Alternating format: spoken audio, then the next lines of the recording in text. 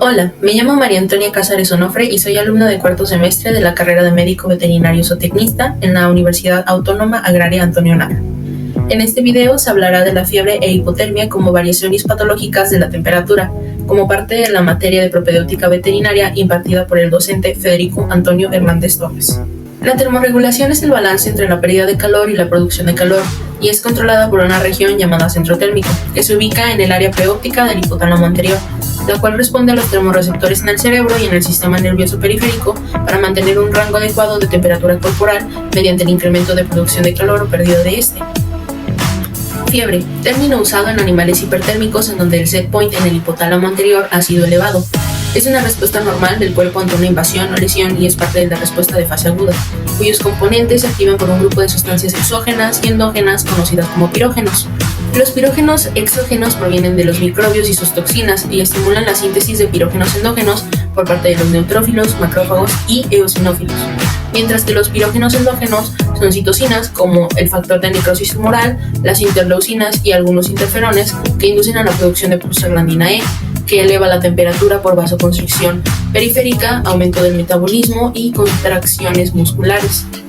Dentro de los signos de la fiebre tenemos hipertermia, trastornos circulatorios, respiratorios, digestivos, metabólicos, humorales, sensoriales y facie febril. En este video solamente abarcaremos los trastornos circulatorios. Dentro de los trastornos circulatorios tenemos el pulso arterial, que es cuando la frecuencia del pulso aumenta en forma paralela con la temperatura. Tenemos la fiebre dinámica, que es cuando el pulso es fuerte. Tenemos la dinámica, que es cuando el pulso es débil desde el principio y consecutivo al agotamiento cardíaco. Y tenemos la fiebre disasociada, que es cuando disminuyen las pulsaciones junto con el aumento de la temperatura. También tenemos trastornos circulatorios en los vasos sanguíneos. En este caso, cuando la temperatura central aumenta rápidamente, se presenta una vasoconstricción periférica que se manifiesta por escalofríos. Y cuando la temperatura llega a su máximo, sobreviene una vasodilatación periférica, en donde el animal siente calor y busca lugares frescos. Hay un sudor profuso, flacidez muscular y una rápida caída de la temperatura. También tenemos los trastornos circulatorios en la presión arterial, que es cuando aumenta al comenzar un proceso agudo de fiebre, pero cuando la temperatura se estabiliza, suele ser normal o subnormal. Hipotermia es el descenso de la temperatura corporal por debajo de la normal de cada especie. Puede presentarse en animales tanto silvestres como domésticos.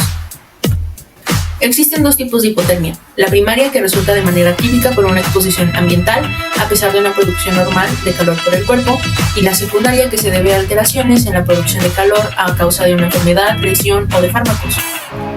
Dentro de las posibles causas de la hipotermia tenemos la temperatura ambiental excesivamente baja, en la cual se altera el funcionamiento normal de los mecanismos de termorregulación y la termogénesis es insuficiente.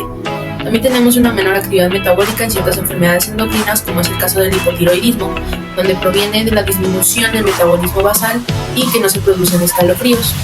También tenemos que es causada por insuficiencia circulatoria periférica o shock, o intoxicaciones exógenas o endógenas por ingestión de venenos o uremia por insuficiencia renal crónica.